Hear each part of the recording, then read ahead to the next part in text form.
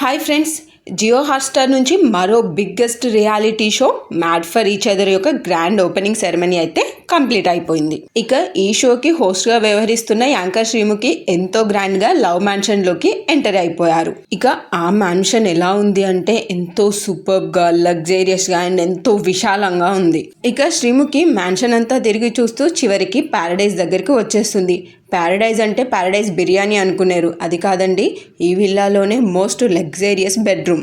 ఆ రూమ్లోకి శ్రీముఖి అడుగు పెట్టగానే స్వర్గంలో దేవకన్యలా ఒకప్పటి స్టార్ హీరోయిన్ రాధ కనిపిస్తుంది. ఇక రాధను చూడగానే శ్రీముఖి, నేను మీకు విల్లా చూపిద్దాం అనుకుంటే నాకన్నా ముందే వచ్చేసారే అని అంటూ ఉంటే దానికి రాధ, నువ్వు ప్రేమలేఖ రాయడానికి ముందే నేను శుభలేఖ రాసుకున్నా అని పాడిన దాన్ని నీకంటే ముందు రాలేనా అని చెప్పే సమాధానం బాగా అనిపించింది. ఏ మాటకు ఆ మాటే చెప్పుకోవాలి కానీ ప్యారడైజ్ రూమ్ అయితే చాలా బాగుంది, ఎంతో లగ్జరియస్గా ఉంది. ఆ రూమ్లో ఉండడం అయితే అంత ఈజీ కాదంట. మేబీ ఈ 10 జంటల్లో బెస్ట్ అనిపించుకున్న కపుల్ ఆ రూమ్లో ఉంటారనుకుంటా. కానీ దానికోసం ఎలాంటి టాస్క్లు పెడతారో వేచి చూడాలి. నెక్స్ట్ ప్యారడైజ్ నుండి కామన్ బెడ్రూమ్లోకి వచ్చేస్తారు. కామన్ బెడ్రూమ్లో అయితే నెంబర్ ఆఫ్ బెడ్స్ ఉంటాయి.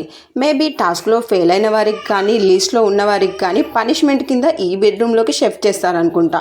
కపుల్స్కి ప్రైవసీ లేకుండా అందరితో పాటు కామన్ బెడ్రూమ్లో పడుకోవడం కంటే పెద్ద పనిష్మెంట్ ఏముంటుంది చెప్పండి. ఇక నెక్స్ట్ ఈ షోకి మరో జడ్జ్ అయినటువంటి మన సక్సెస్ఫుల్ డైరెక్టర్ అనిల్ రావిపూడి గారిని చూపిస్తారు. ఇక ఆయన అయితే గార్డెన్లో మందు గ్లాస్ పెట్టుకొని మ్యూజిక్ పెట్టుకొని డాన్స్ చేస్తూ చిల్ అవుతూ కనిపిస్తారు.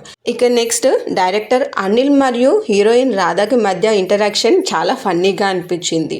చిరుతో హిట్ కొట్టారని చిల్లవుతున్నారా అంటూ రాధా అంటుంటే దానికి సమాధానంగా అనిల్ గారు, నేను హిట్ మాత్రమే కొట్టాను, మీరు హిట్లు, సూపర్ హిట్లు, బ్లాక్ బాస్టర్ హిట్లు కొట్టారు అంటూ చిరంజీవి గారు రాధా గారు నటించినటువంటి ఓల్డ్ మూవీస్ని గుర్తుకు చేసుకున్నారు. ఇక వీరిద్దరి కన్వర్జేషన్ ఇలా సాగుతుంటే దీనికి రెస్పాన్స్గా శ్రీముఖి, ఇలాంటి 2 హిట్ మిషన్లను లవ్ మ్యాన్షన్లో చూడడం నాకెంతో సంతోషంగా ఉంది అని అంటుంది. నాకు కూడా అలాగే అనిపించింది. మరి మీకు ఎలా అనిపించిందో కామెంట్లో చెప్పండి. నెక్స్ట్ అబ్బాయిలు ఫన్ అండ్ ఫ్రస్ట్రేషన్ని బ్యాలెన్స్ చేసుకుంటూ ఒక రిలేషన్షిప్ని ఎలా బిల్డ్ చేసుకుంటారని అనిల్ మాటల్లో చెప్పే విధానం బాగా అనిపించింది. ఆ విషయం శ్రీముఖి లాంటి అన్మ్యారీడ్ గర్ల్స్కి తెలియదంట. చూసారా, ఇక్కడ శ్రీముఖికి అన్మ్యారీడ్ అనే టైటిల్ను కూడా అనిల్ గారు ఫిక్స్ చేసేశారు. ఇక ఈ single and unmarried girl couple షోలో ఎంతవరకు ఫన్ క్రియేట్ చేస్తుందో వేచి చూడాలి. ఇక మన థర్డ్ జడ్జ్ లయ గారు బౌల్లో అందంగా ఫ్లవర్స్ని డెకరేట్ చేస్తూ కనిపించారు. ఆ డెకరేషన్ చూసిన రాధ, ఏంటి లయ ఇదంతా ఫ్లవర్స్తో నింపేశావని అంటుంటే దానికి అనిల్ గారు, సంసారం అంటే 32 గులాబ్ పూలు, 64 బంతి పూలని సరదాగా సెటారికల్గా మాట్లాడతారు. ఇక ఇక్కడ ఆ డెకరేషన్కి లయ చెప్పిన ఎక్స్ప్లెనేషన్ అయితే మైండ్ బ్లోయింగ్ అని చెప్పాలి. ఇద్దరు కపుల్స్ మధ్యలో ఉన్నటువంటి రిలేషన్ పువ్వులంత సెన్సిటివ్గా ఉండాలని, అమ్మాయిలు అబ్బాయిల్ని ఎంత భద్రంగా చూసుకుంటే ఆ రిలేషన్షిప్ అంత స్ట్రాంగ్గా ఉంటుందని లయ ఇలా సింబాలిక్గా తన మనసులో రిలేషన్షిప్స్ పైన ఉన్నటువంటి అభిప్రాయాన్ని ఈ విధంగా బయటపెట్టేశారు. ఇక నెక్స్ట్ సీన్ ఏంటంటే ఈ షోకి సంబంధించి చాలామంది మధ్యలో ఉన్నటువంటి ఒక బిగ్గెస్ట్ క్వశ్చన్కి ఆన్సర్.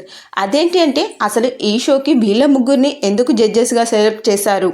దీనికి సమాధానంగా ఈ ముగ్గురు జడ్జిలు వాళ్ళ ఫ్యామిలీతో కలిసి హ్యాపీగా గడిపినటువంటి క్షణాలకు సంబంధించి పిక్స్ను చూపించి వాళ్ళు వాళ్ళ కెరీర్తో పాటు వాళ్ళ ఫ్యామిలీని కూడా ఏ విధంగా బ్యాలెన్స్ చేసుకున్నారో చూపిస్తూ ఈ షోకి జడ్జిగా వాళ్ళకున్నటువంటి క్వాలిఫికేషన్ని ఈ విధంగా రివీల్ చేశారు.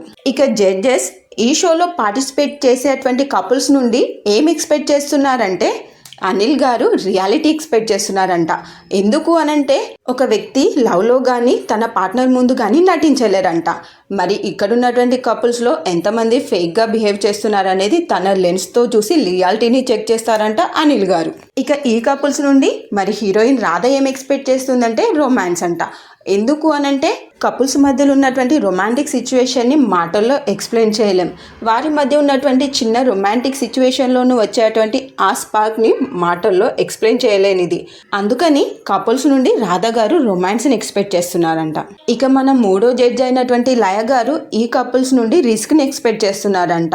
అదేంటి రిస్క్ ఎందుకు అనంటే ఇద్దరి కపుల్స్ మధ్య ఉన్నటువంటి ప్రేమని నార్మల్గా చూపించలేరంట. దానికోసం కొన్ని ఎఫర్ట్స్ కావాల్సి ఉంటుందట. మరి ఆ ఎఫర్ట్స్ ఏ విధంగా పెడుతున్నారు, దానికోసం ఎంత రిస్క్ తీసుకుంటున్నారు అనేటువంటిది లయ గారు చూస్తారంట. ఏది ఏమైనప్పటికీ ఈ షోలో జడ్జెస్గా వ్యవహరిస్తున్న ఈ ముగ్గురు జడ్జీలకు కావాల్సింది ఏంటి అంటే రియాలిటీ, రొమాన్స్ అండ్ రిస్క్. ఇక ఈ ముగ్గురు జడ్జెస్ని వచ్చేటువంటి ఈ కపుల్స్ ఎంతవరకు సాటిస్ఫై చేస్తారో వేచి చూడాలి.